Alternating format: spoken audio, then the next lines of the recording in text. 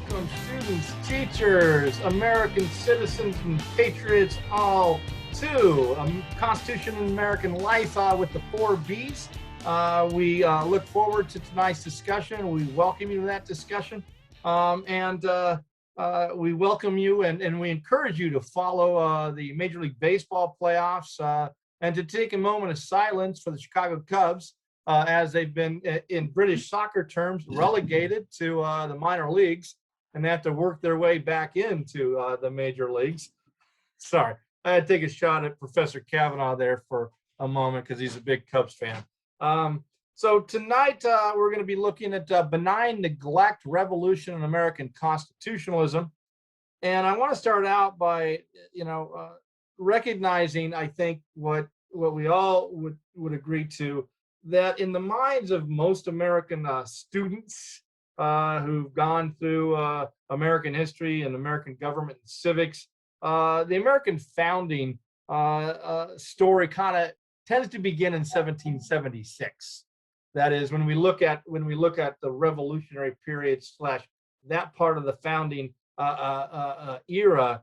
However, we believe that it is historically necessary that students have context. Context means everything, and that they understand what preceded 1776. That it didn't happen in a vacuum. They just didn't wake up one day and say, "Hey, let's have a revolution there." And so that's why we're going to be looking at tonight, Unit 1, Question 3, and this notion of benign neglect, or some textbooks, some professors and stuff will call it salutary neglect. It has, and what it is, it's a term that's been used to describe the 150 years of history that predates 1776, in or around 1776, and contributes heavily to the decision by the American colonists to break the bonds that connected them to England. Now, when I think about this era, this period, I always go back in many ways with my students. I would also insert a statement by Judge Learned Hand that he made in 1944, that liberty lies in the hearts of men and women. When it dies there, no constitution, no law, no court can save it. No constitution, no law, no court can even do much to help it. The spirit of liberty is the spirit which seeks to understand the minds of other men and women.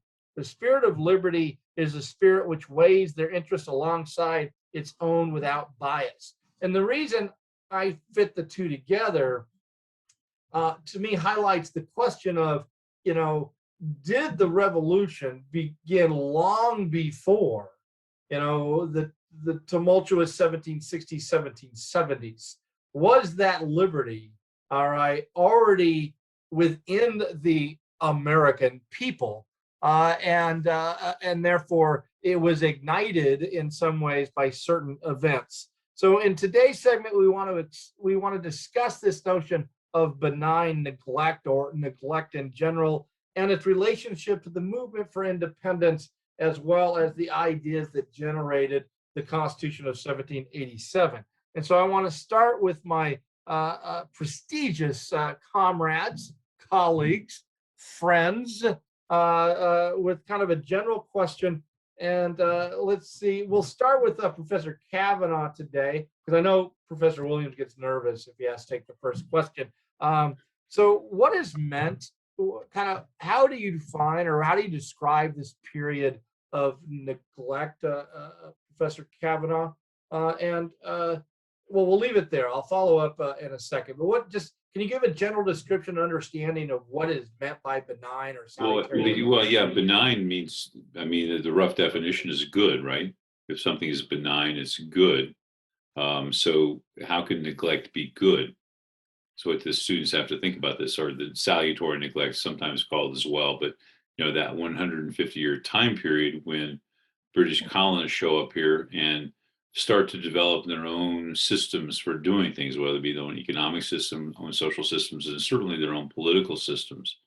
And so, I always kind of equate it to like being a teenager, and you've got this level of independence right? You've got a curfew that's midnight. You get to use the family car, or maybe mom and dad are in a position where they can get a car for you, and so all of a sudden you've got this independence, and life is pretty good. You're kind of doing your own thing. You've never really given in mom or dad any reason to not trust you, because you're careful, you cover your tracks or whatever. But so all of a sudden, mom and dad come in and say, "Hey, listen, Dave, um, we know you've not done anything wrong, but I think we need to curtail your curfew. I think you need to be in by 10 now on the weekends, when it used to be maybe midnight or 1.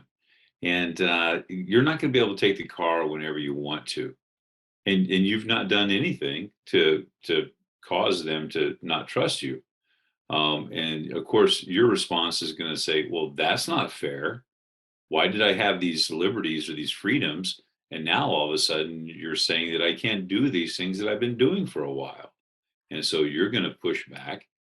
And then it really becomes a physics lesson, you know, push, push, push, push. For every action, there's an equal and opposite reaction. For you young guys that are studying Newton and all those laws he had. So that's how I kind of described it. So you have these colonists that are going to develop on their own, and because of communication being what it is, because of what's going on in England, right? There are other factors going on in England right now that it's going to demand the attention of Parliament and the Crown and everything else. So we're just the backwater, in many people's minds. I think Tim will clean this up for me. But so during this 150-year time period, we're the teenagers kind of living large and doing our thing. And Well, then all I of a sudden, like the anecdote, because it affirms that what I did for 30 years wasn't that stupid and foolish there. My story was more about going away to college, and gaining that independence. And then you have, after college, or after the first year, and you really had this fun time, you come back home over the summer. And again, I don't know about your dad, Chris, but my dad was very clear: my house, my rules. that was my mom. Kind of, yeah. And so, that was my anecdote there. So I really appreciate that you affirmed my long lost teaching approach, Professor Moore, because I think Mr. Kavanaugh did a good overview there. What I'm curious about is, what was the reason, motive? Because this is an intentional policy, all right, by the British. This is not happenstance. No, it is. It really is. At least, back in the 1720s, the commissioner of the treasury, I guess you would call him, Walpole, specifically changes I want to turn this over to you. So you disagree with me that it's somewhat intentional? I'm not, somewhat intentional, but what's the reason behind the British neglect in your understanding? Well, probably I would. Wow, that's a biggie. There's probably, I would argue, several reasons for the quote benign neglect, and I'm also going to say that all of our thinking about the previous 150 years to the American Revolution is colored by the fact that we had a revolution. Like in the middle of all this, I don't know that they would define it as benign neglect. We know we can define it as such because we know what ultimately it winds up resulting in. So there's kind of a presupposed framework by knowing that the revolution is on the way. But to your question directly, is I think it's an element of benign neglect because the British don't give a rat's about the folks that are coming here. I mean, think about the crazy religious dissenters. They're quite happy to be rid of these people. Quite happy. So benign neglect, no, go on your way. And they give many of these colonies, especially not the non-royal charter, and even some of the proprietary charters, they don't give them much a chance at success. So why do we have to pay attention to losers? And that's especially true with a lot of the joint stock that were tremendously. The joint stock ventures were not didn't have a great track record. So the benign neglect was easy because the people that were going there were easy to ignore. And as Chris pointed out, the power vacuum within the struggle between the Crown and Parliament for 60, 80 years in the British 17th century, while they're trying to sort out who's ruling at home, there's a power vacuum, and in many ways, either the Crown or Parliament has the luxury to not pay a whole lot of attention to it. So I think some of the benign neglect is because they didn't even see it as neglect or people worthy to ignore. Well, I think that begs the question, though. Then, Tim, what changes in Great Britain? Right. Well, as we all know, there's two significant events: the restoration of the monarchy. Well, the chopping of the head off of Charles, and then the Cromwell failure, and then the restoration of the monarchy. So, and interestingly enough, every charter that was issued after the restoration of the monarchy was either proprietary or royal, and that had tremendous implications in how the relationship worked between the governors and the lower houses of their legislatures. And then the second big event is parliamentary supremacy in 1688. And they had tried in the 1660s to reassert their authority commercially in the Navigation Acts, and that leads to all kinds of smuggling. So I guess I'm going to confuse it here a little bit for everybody, because there's benign neglect politically. There's benign neglect economically, which Parliament tries to correct in the 1660s with the Navigation Acts. And I think there's an element of benign neglect culturally. These people are lower class, pains in the rear end. So I think there's a lot of reasons for the benign neglect to occur in several different political science categories that I think play into this. But they do try to reassert authority. And Walpole had said, to your point, David, he had made the argument that there's a certain amount of smuggling that we're never going to end. We're just going to have to live with it. And then Parliament later in the 1760s tries to clamp down on that. So there was always this delicate balance of how tight do we want to hold a bar of soap in those relationships. Professor Williams, I'm curious, in this relationship of colonialism, which I know you're very familiar with in your studies and your focus on Africa, specifically South Africa, are the American colonies unique in their experience?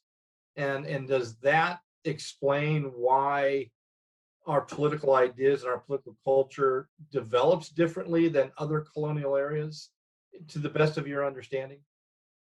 I mean, I think in South Africa, there's no neglect there, is there?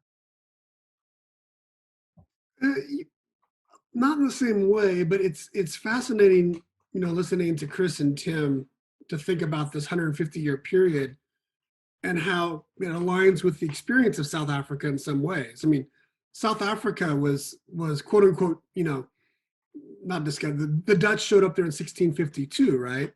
And pretty much for 150 years, those descendants of those first Dutch colonists were pretty much left alone until the British show up in the early 1800s and say, hey, we're here now. We defeated Napoleon, and we're going to start ruling you.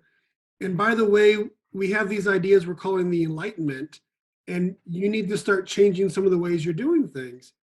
And in Afrikaans, there was actually a word that was called a dopper. And a dopper was literally what you did with candles, like to put out the candle, that you would extinguish it. And that's how they referred to, they said, we don't want the Enlightenment. Like, we're happy living with the darkness that we're in. And so when I think about your question, there was that same maybe period of neglect. I think the reaction was different in a lot of ways just because of what the colonists in South Africa were being exposed to. For a lot of reasons we don't have to get into, they weren't being exposed to the Enlightenment ideas. And I think the fact that those in North America, or at least those in the British colonies, changed their reaction to the British now being interested in actually governing them in some sort of way. So it isn't completely foreign, but the reaction is different, I think, based on some of those reasons. Professor Moore, I guess I don't know if it's a clarification, but wasn't there kind of an ebb and flow to the navigation? Because Walpole, what he is like 1720s. Yeah. And as you said, he kind of wants to said, listen, there's going to be smuggling no matter what. They were doing quite well financially in their relationship with the American colonies. And even later on, I mean, what's fascinating is Edmund Burke, in the middle of this tumultuous period of the 1760s, Edmund Burke kind of is trying to convince the British monarchy and certain parliament, don't go down this path of trying to be, more draconian in your rule. First of all, because Burke sees the American colonists as loyal to the point that loyalty is needed, and that is filling the British coffers, all right, due to trade. So isn't there an ebb and flow to this neglect? Is that an accurate statement? Yeah, right. Well, it's interesting. Folks in Parliament were kind of scratching their heads in the 1640s, I think it was, when New England banded together and created New England Confederation.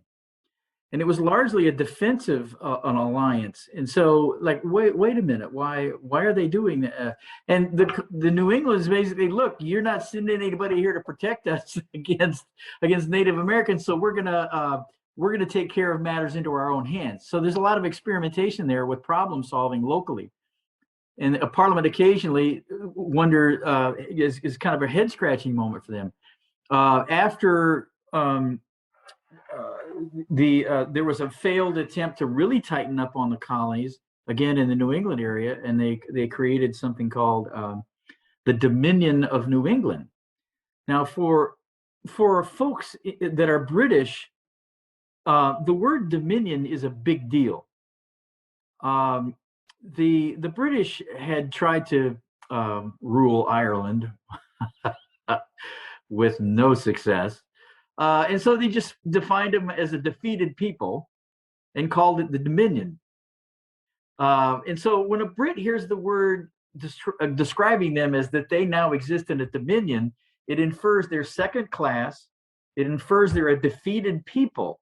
And so they look at the Dominion, and most notably, and they send a governor by the name of Andros, and was granted massive, broad, plenary powers, and all hell breaks loose. So this attempt to tighten, to your point, David, a classic example of the failed attempt to tighten up the control is the smuggling under the Avoiding Navigation Acts. But that Dominion of New England moment in time is a great example of heck no, you're not going to tighten on us. But so there is a back and forth. They're always concerned about being killed on the frontier. So there's that desire for British protection, but yet it's kind of it is kind of a schizophrenic relationship at times. And was Andros Massachusetts or New York? I think he was in New York, and that's where the administrative center was for the Dominion of New England. It was short-lived. I mean, he had to skedaddle out of town real fast because there was such blowback on being designated as a Dominion, but also the powers given Andros basically obliterated the colonial tradition of self-home rule. Because that name sounds familiar for another reason, and the kids may find this interesting. I think, is Andros the guy that was the royal governor that was a cross-dresser? Yeah, he leaves. Yeah, yes. I'm serious. No, I mean, yeah, it's he was misunderstood.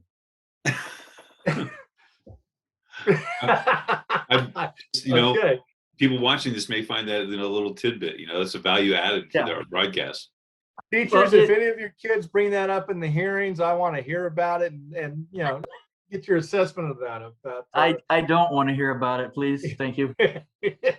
So, Professor Williams, because you're not the historian here, and so I am very curious what you do in government institutions. The importance of this period is what happens to the American mind. All right, how we see the world, how we see politics and government. So, in this era of benign neglect, what do you see as the primary influence coming out of that on the American mind about the purpose and structure of government? Yeah, I think it's that government, it's first and foremost, it's there to sort of protect you and your persons and your safety, right? And that you should have some local say over what those rules are for protection. Um, but beyond that, and I think Chris and Tim and even you can kind of maybe fill in the details here.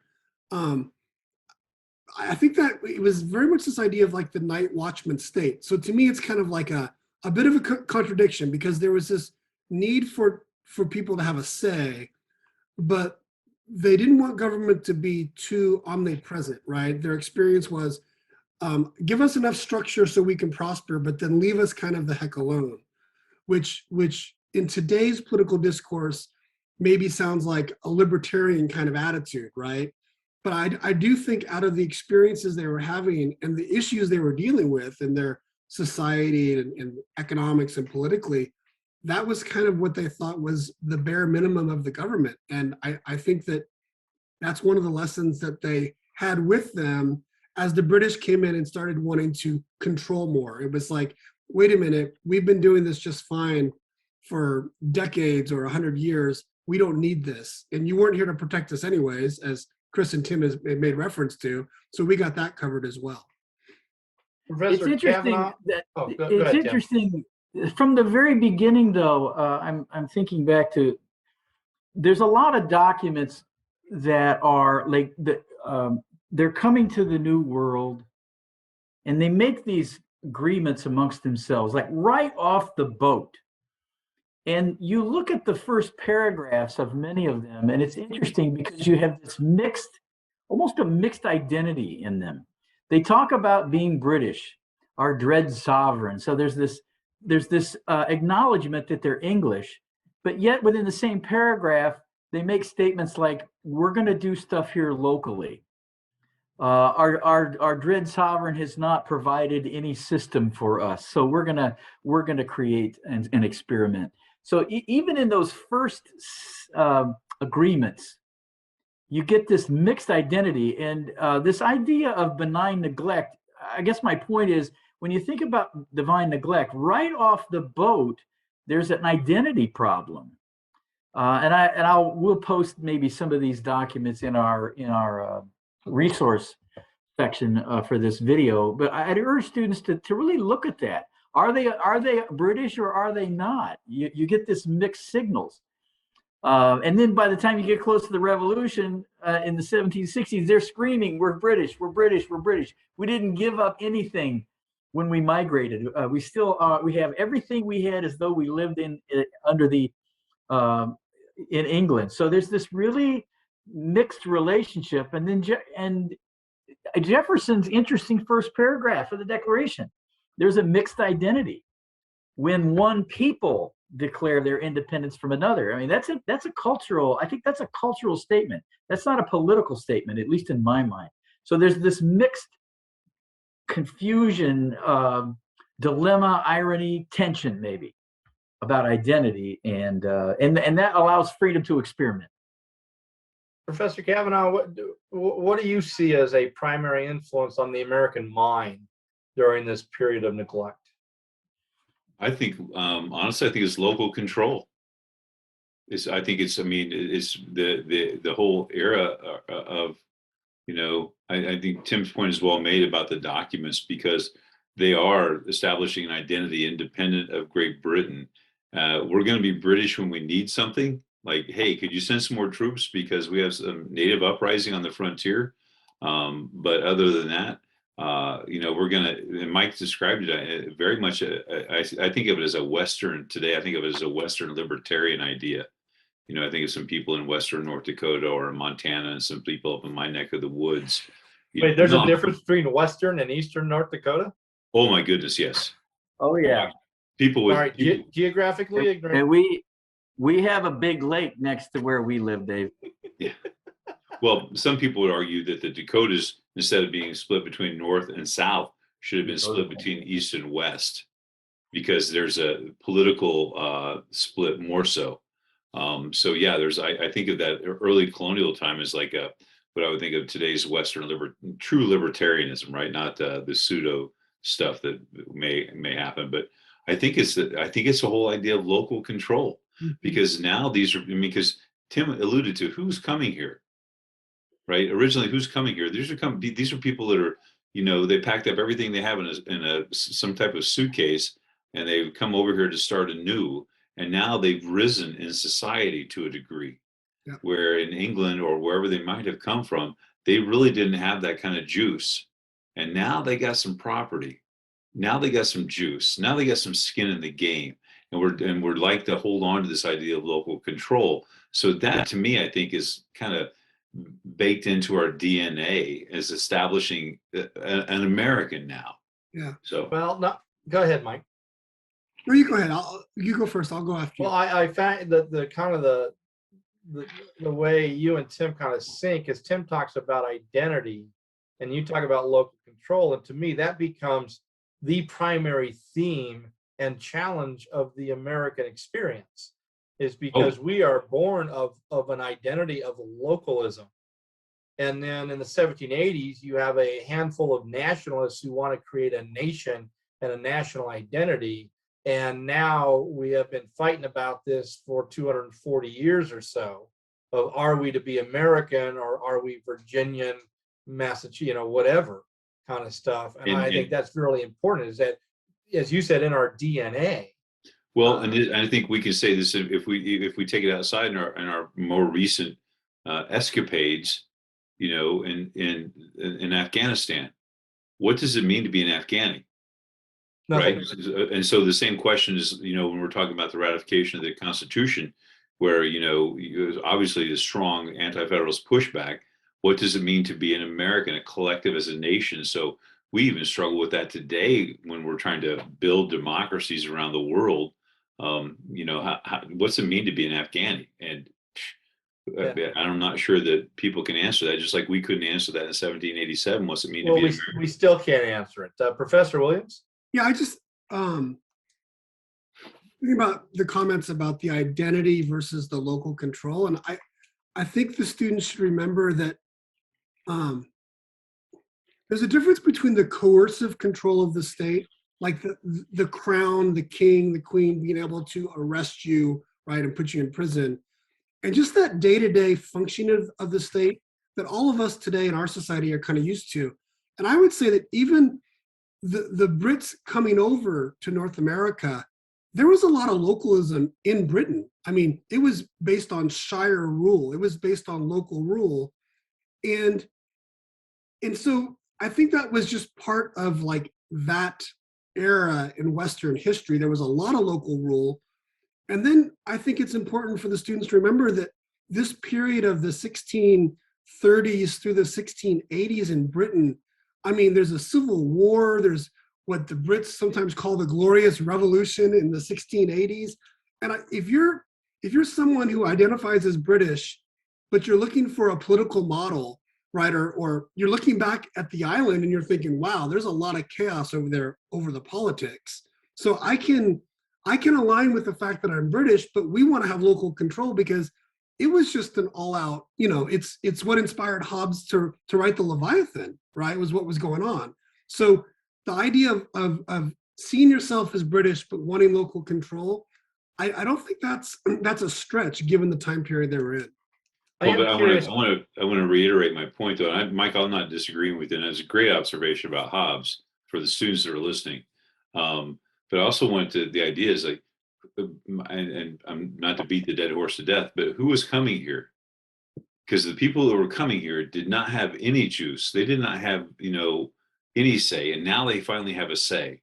And so whether that's baked into our DNA or it's baked into the human DNA, I think, which we've already had this discussion about human nature. So when you get a taste of that power, you don't want to give that up, whether you're in Great Britain or whether you're in some colony, right? See, students, what you're hearing is I'm playing the role of the institutionalist and Chris is playing the roles of the Marxist. When Chris says juice, he's talking about economic power. Thanks for that clarification, Professor. A Marxist. Okay, that's nice. That's good. That's good.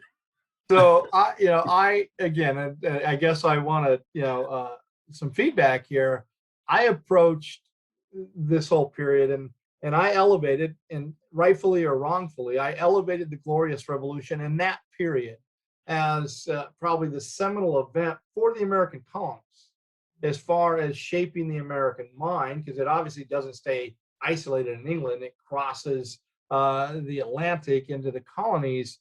And to me, those ideas of the social contract, those ideas of limited government, those ideas of representation are very much shaped by that period there. Professor Moore, would you agree with me about the significance of the Glorious Revolution, or did Absolutely. I overemphasize this? Yeah, no, not at all. It's also interesting. At the same, a couple years before that, Penn gets his charter. And one of the, I want to give a shout out to the first Pennsylvania Constitution, because it often gets overlooked, even in the We the People text, by the Massachusetts Body of Liberties and the Connecticut Fundamental Orders, which are important and should be included in studying this local experimentation that we've kind of been talking about. But I'd urge students to look at the Pennsylvania Constitution, 1682, 3, I think. It's really remarkable in the sense that here's obviously Penn has his colony and he can set it up, which, think about that, the proprietary colonies are highly different from each other. And that, I think, plays into this idea of experimentation, that the freedom that was given proprietors to set up these systems this way. So there's some very unique things in the Pennsylvania Constitution, 1680s, in that window of time that you're talking about, David, where there's another great experiment that starts in the 1680s in that power struggle vacuum in England. So the next couple of questions, I'm going to say if we could kind of keep them brief and succinct, because they're kind of a short list of, no, really, I'm the one who's saying this here. So when we look at benign neglect or salutary neglect, Professor Kavanaugh, where do you rank that as far as and I don't want to simplify this too much, but as far as the causes of the coming for the movement in independence? Would you rank neglect towards the top of the list as far as a major contributing factor to the coming of independence, or is it a side note? Well, that's a tough question. That's a good question. I'm not sure where it's in the top 5 for sure. I'm not sure, maybe top 3, because here's the question: what would have been different if the English would have referred to the colonists as in the realm? I'm stealing Tim's thunder here because I learned this from Tim, and Tim mentioned the word domain earlier. If you're in the realm, then you're good. You're golden. You're on par with other Englishmen. But if you're in the domain, you're, as Tim said, I think second class. So what would have changed had England kept the colonies in the realm and not the domain? I think that might have changed things. Because the rallying cry eventually becomes no taxation without representation, right? As all the students watching this know, that's a middle school recitation there. But what kind of representation would have been needed to truly represent these, what would have been, by the time of the Revolution, 13 royal colonies? So I think that's up there. I think the idea that the period of this 150-year time period of developing as a new identity, and I hate to say this, in 1776, the musical, Ben Franklin has a little aside there about we are a new people, right? We're different. And maybe channeling my Frederick Jackson Turner here, that our experience on the frontier has made us different. That's the Turner thesis, kids, 1890. So you can check that out. But that our experience on the frontier for survival made us different, and we've had to do that during that time period. So I would say this is a very major event. I'm sorry that wasn't succinct.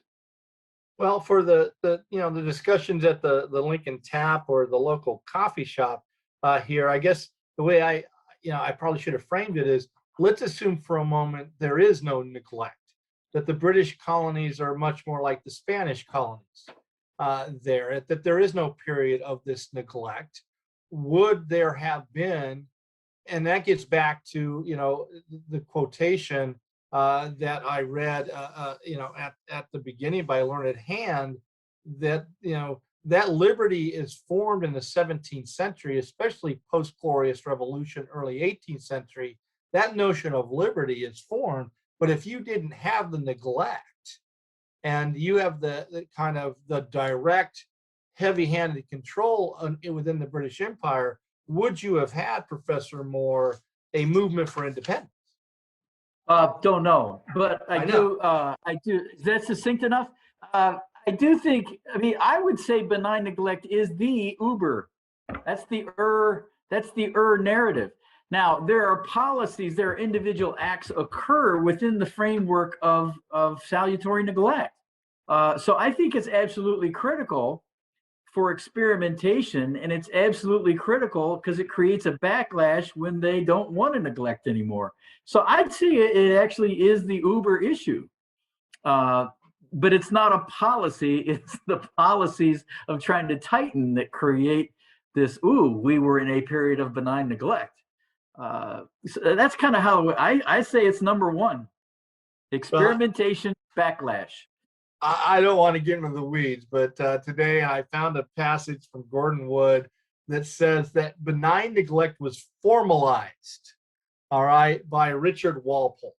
All right. Now, whether that's a policy or not, I don't know, formalized policy. But again, we won't go there into the weeds. Well, no, he acknowledged it. Right. I mean, Wood is right, because there's an acknowledgement we're going to have to live with a certain amount, or we can't tighten down as much as we want.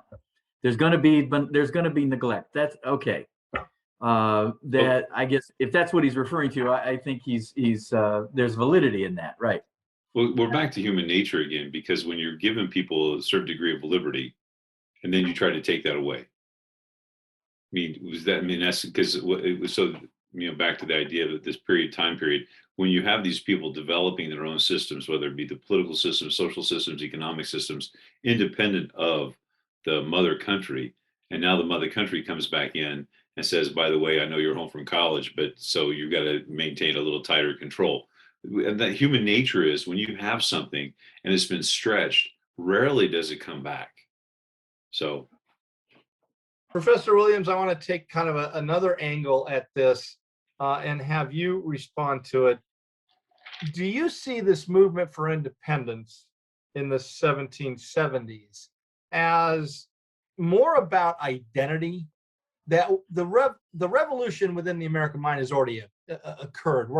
And Professor Moore referred to it earlier about Jefferson's first paragraph, that we're one people, they're another people, and we're going to break the bonds that bind us together. Or so do you see it as, again, this is about identity that has already been formed, or do you see it as specifically a byproduct of responding to British policy within the 1760s, 70s, 70s? And I guess the larger campfire question that Mr. Moore doesn't like too much is, would it have happened, all right, if the British didn't exercise the policies they did in the 70s, 60s, 70s, 70s, because our identity was already formed? Hopefully that all makes sense. Yeah, it does. And I guess I'll be succinct like Tim. I don't know, but I can still talk about it a little bit. Look, I have a... Now you know why my students hated my class. It's like, what? I'm trying to think through this. I mean, I think that identity is definitely important. But when we know how the rest of this movie is playing out, right? And we know that the call of one people is immediately contested. We know there's a civil war over what that means. We know there's a whole lot of politics. Even claiming that we're one people is a political rhetorical move. So I'm not discounting the identity piece of it, but I think that interests and economic interests are important as well. And I think that one of the consequences of the benign neglect is, as Chris was saying, I'm channeling maybe my Marxist theory, right? Is it that people were able to do really well for themselves economically because of that, right?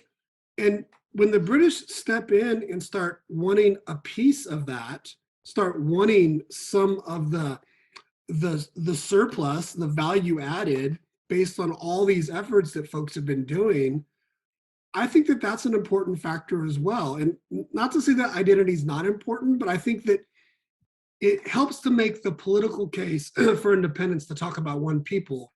But the people who were moving for the revolution, and again, Chris and Tim can correct me on this, and you can as well, Dave.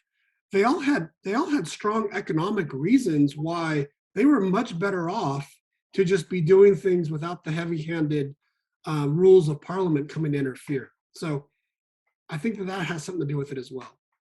Channel my inner beard here, because I always thought that maybe the Constitution itself wasn't an economic document as much as maybe the Declaration of Independence was an economic document. But remember, too, you guys alluded to this first paragraph. Jefferson says, we're, to dissolve the political bans, right? The political bans, not necessarily the cultural bans, not necessarily economic bans, because we know we're still going to need to trade. So political bans. And what does Jefferson, how does he describe the Declaration years later? A statement of the American mind at the time, something like that. So yeah. Well, I'm getting the sense, and this I find it amusing, that we tend to be leaning towards, and it's funny because I've heard Marxist a couple times in this group, and actually I have it written down to, let's think of this from a Marxist historical point of view, but it seems like we already lean that way. And so I guess whoa. Wait, let me finish. So again, you're free. You're going to be free here. Is there a consensus amongst this group that from Marxist historians, this is overwhelmingly, not exclusively, but overwhelmingly economic movement? Absolutely. If you're a Marxist historian, everything's economics. But again, go ahead. Don't forget that there's a religious, Jameson, I think, was the historian that made a very wonderful, thin little book. And it was The American Revolution as a Social Movement.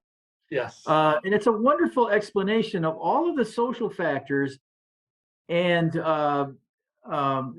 other words, it's a little more textured than just a pocketbook. And also there's a religious component to this too. There's a tremendous fear, especially in New England, of there being a restoration and an imposition of an Archbishop of North America. And that got a lot of traction in New England on the eve of the Revolution, as well as during the Revolution, because there was this tremendous fear of religious consolidation. Remember, of the 4 intolerable acts, the Quebec Act was the most viscerally hated for several reasons, but latent in it was that they believed that there was going to be a religious tyranny in turning over huge chunks of the West to French Catholics. So there's also now I understand that there's turf there, and there's green out there in dividing up that land. But I guess I have to be the counter to the Marxist folks here, that it's a little more than just the money. Well, you got your panties in a wad. Before I finish my question, I did not say exclusively. I said predominant, and of course there. Any kind of event like this is complex there, but the idea is we're economics. And again, if you look at the bumper sticker, no taxation without representation. If you look at some of the key figures who are all major landowners, all right, or major commercial participants in the colonial trade and the trade of the empire, there is an argument to be made that in the last analysis, this wasn't about the grandiose romantic ideas necessarily of representation and freedom and stuff, other than it was about the freedom of trade and income. But yes, and again, that was one of the most influential books I read, was The American Revolution as a Social movement there. And so those are contributing factors. But like I said, from what I've listened to, it seems that a number of people on this panel seem to lean towards the economic being predominant. Mr. Williams, am I wrong? Yes, I am. I know I'm wrong, but again, you're a political scientist, but you took some history classes. What's your sense of it? Yeah, I mean, I'll just say yes. I think it's I think it's not just one factor, obviously, but yeah, for me in my analysis of the history, the economic sort of self-interest, right, is probably on balance the majority of the factor. But not but Tim's point on the social factors, and I think there's international factors, all those things come into play for sure. And what's fascinating just for the students to think about, what Tim just brought up, how the Quebec Act really was something that the New England states responded to. Given how we are such not one people in 1776, and that actually helps those who are trying to, like, all they need is the least common denominator, right? Can you just agree on something that you don't want the British kind of coming in on, whether it's slavery, whether it's religion, whether it's shipping, and they can put together this alliance because we are so different and we have these different. Yeah. Professor Kavanaugh? Well, I think I would agree that it's hard to say. I don't think economics is the sole driver. Certainly, though, the Quebec Act, as Tim mentioned, there's a large economic impact in terms of that too, because now you're taking away a lot of Western land claims that people were hoping to profit from and to expand their colonial power. So, I mean, in addition to, oh yeah, by the way, Catholicism maybe making a comeback. So people are a little worried about that as well. So I think it's a whole combination of things. But I do think that, you know, pocketbook issues are pocketbook issues. And whether we're talking in the 1760s or we're talking 2020, people are still driven. The average person is still much more concerned about how it's going to affect them in their wallet. So I think that that might be one of the major factors, but I think there are multiple factors that will come into play here. And, you know, Tim mentioned slavery, and I want to throw out the Somerset case from England in 1772 for fans or opponents of the 1619 Project, which we mentioned a couple times. Saying that slavery was one of the driving forces, the preservation of slavery was one of the driving forces of the American Revolution. So you have to think about that too, because we need the Southern perspective. The Somerset case out of Great Britain, which begins to unravel international slave trade, international or slavery within the British colonies, and the fear perhaps among some of the colonists here that their livelihood, again, in the Southern colonies may be jeopardized by what's happening in England.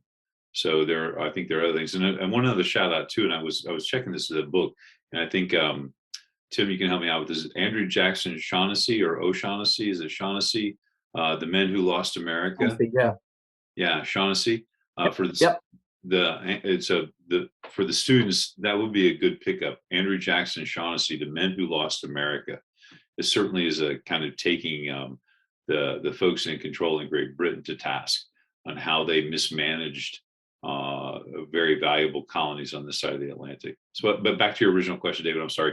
I think it's a combination of things. I don't think you can just point to one thing, right?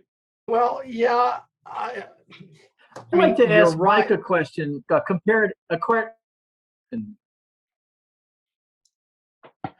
ahead, Tim. Well, I forget who mentioned this earlier, and I wondered, is the nature of the British monarchy, well, it seems to me it's fair to say that the nature of the British monarchy is different than the nature of the Spanish monarch, or it's different than the nature of the French monarch. So when you think about the power contained within the French and Spanish monarchs, isn't benign neglect inevitable within the British monarchical system because it's a kinder, gentler monarch compared to the continental monarchs? Because I don't know, do the Spanish colonies talk about a benign neglect? I don't think they do. And does that have anything to do with the nature of their controlling power in how this colonial experience plays out differently in the British context? I just don't know. So that's why, when you think about it comparatively, is that a fair assessment, Mike? The Spanish, Portuguese, Spanish, right? When you talk about the Western Hemisphere, I think you got to include the Portuguese in this as well. The Spanish and then the French, their methodology, as you guys know, is way different than the British. They're not sending over nearly as many people, right? And back to your point earlier, Tim, these are folks who sometimes Great Britain, they're happy to like, oh yeah, guys, go ahead and go over there, get Yes. out of here, right? They're sending far more missionaries too. Yeah, well, and their perspective and their approach and how to deal with the natives that are here already are way different as well. The encomienda systems with the Spanish and the caste system set up by the Spanish in their early colonies, which they have to reevaluate and actually become a little bit more, I don't know, incorporating within the native groups here is where when you're dealing with the British colonial efforts, it was just a merely either convert or kill, convert or push off, right? So there is a difference in terms of who's coming here and the number of people that are coming here when you start talking about the Portuguese, Spanish, and the French. And that's, So I I'm just, going to address your point about the monarch. that's a super interesting point, Chris. I can jump about 100 years from the Declaration of Independence and a whole continent and have a lot to say. I mean, the way that the British and the French and the Portuguese practice colonizing Africa, like we call the British model in African studies, we refer to it as indirect rule, which is like allowing local political operatives to rule, but then to do so knowing that there's certain rules they have to back up for the British. Right. In some ways, I don't know, we don't have time for this. It's because it's different because these were British citizens coming to North America. I guess we could call that benign neglect, indirect rule, right? In terms of just like we don't want to put any resources into this colony, but we want to rule it, so we're going to rule it through local folks. Now, what's interesting to Chris, you mentioned the fact of citizens coming over in those African colonies where there were a lot of British citizens, like Zimbabwe and Kenya, and to some extent South Africa. That's where the British actually were more interested. Like they wanted to be more of a presence only because those British citizens or subjects demanded it, right? But that's 100 years or more after the American experience. Yeah. So it's a different sort of relationship between those colonists and the superpower in Africa than it was in the United States. So students, I'm sorry, we just took a major detour. But Sorry. it's important to note that there are different methodologies in terms of how to practice colonialism and the different empires. I think this was Dave's point. And it's actually Huntington's point as well, right? Samuel Huntington makes this point that if we were colonized by the Spanish, right, a whole different sort of maybe political institutions and societal rules would emerge, right? Yeah. So I'll stop there. well, first of all, I don't think it was a major detour, Mike. I think, students, we want them to have as sophisticated of an understanding as possible. And part of that is a comparative point of view. And to me, it would be a standard question to ask. Okay, why North America? Why then, and why not other places? Around the world, and understanding the difference between the European empires and how they governed, I think is key to having a broader understanding of the world, not only then but also today. So my last question, I know, will drive Mr. Moore nuts. But the students are presented with the question of why, why the movement for independence, and so my question is, we know how it plays out. We know the end of the movie. So was it avoidable? What? No. Was this? No, I know you don't like was. playing that game. I know you don't like playing that game. I don't think it was. No, I'll play the game. I'll jump in the sandbox there. I don't think it was avoidable. And why? Was that because of identity, or was that because of specific British policy? Yes. Okay, Professor Kavanaugh. I just keep thinking of John Comiskey's story, right? Yeah. And I don't want to bore the kids with the inside baseball talk here, but Tim's boss is at the Center for the Study of the American Constitution, John Comiskey, who we alluded to on multiple occasions, is the foremost expert on the founding era in America, period. But he was asked this question: what led to the American Revolution? And one of his colleagues in this graduate seminar nobody wanted to answer, right? And students watching this know, don't make eye contact, right? Don't make eye contact, look away, don't, you know. And so this very prestigious professor running the seminar asked this guy who was a Jesuit, I believe, right? Tim, is that right? Yep. And his response was, what led to the American Revolution? One damn thing after another. And the great Merrill Jensen said, that's a good answer. So is it inevitable? Not inevitable. Was it avoidable? I mean, here's the argument. Okay, if we look at the bumper sticker, the bumper sticker says no taxation without representation. So let's go with Edmund Burke and let's go with William Pitt the Jr. All right, and let's throw some representation to the colonies. No, it's the kind of representation they're tossing out was minuscule. Yeah. I mean, that was a sop. What do you get? One, you get two. But that would have been representation. Well, but it was crappy representation. It was no. I mean, yeah. Okay. So I see. Kind of like California and the United States Senate vis-a-vis North Dakota. Exactly. Crappy representation. That's crappy representation. Right. So I mean, I'm not going to rail about the Senate right now. You're right, David, that the Parliament wrestled with that question: should we have representation here? And there were a couple offers of representation, but the colonials, with having this 150 years of local, large inputs into their legislature, the representation that was offered was not going to make them happy. And Franklin told them that. So I'm suspicious about if they'd only listened to Burke, and that they could have avoided this by throwing them some representation. I mean, you're right, that happened, but I don't know. I don't know. It would have just prolonged things. I think there's a certain degree, and again, we know the end of the movie, but I think there's a certain degree of inevitability. Right, and we would have become like Canada, which I'm perfectly fine with, kind of stuff. Final thoughts. Professor Williams, final thoughts about this topic, the American Revolution, benign neglect. Any final thoughts, insights that you'd like the students to understand or think about? Yeah, I mean, I'm kind of surprised we didn't. I think we've done it before in these discussions, even talking about whether we should even call it a revolution. So, if you noticed, I kept saying movement for independence. Thank you. No, I did not notice that, but I'll rewind the tape. I'm sure you did. That's great. Because I think that the students,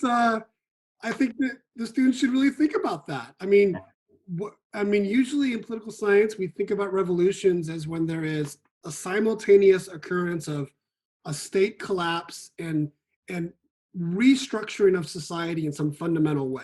So think about France, right, in the 1780s. Think about China. Think about Russia. And to some extent, if there was a revolution in the United States, maybe it was just a political revolution. It was just, those who were making the rules changed, the regime type changed. But did our society change? Probably the Civil War is closer to a revolution in that sense, just to the extent that slavery was outlawed. So I know we didn't get into it today, but I think it's important for you to think about as you're crafting your responses to these questions, even the term revolution that we use a lot, even in our political discourse today, and the way current Americans imagine the revolution, right, is used today for current political causes. So you should be thinking about it. Professor Kavanaugh, any final thoughts? Yeah, I would agree with Mike there wholeheartedly. A book I mentioned before is of Tom Ricks called The First Principles. And, after listening to that book, I didn't read, I listened to it. I'm really, I had kind of believed this, but I do believe the term revolution really describes much more so the 1760s, right? The 1760s and the change in this thought process that we really could do this.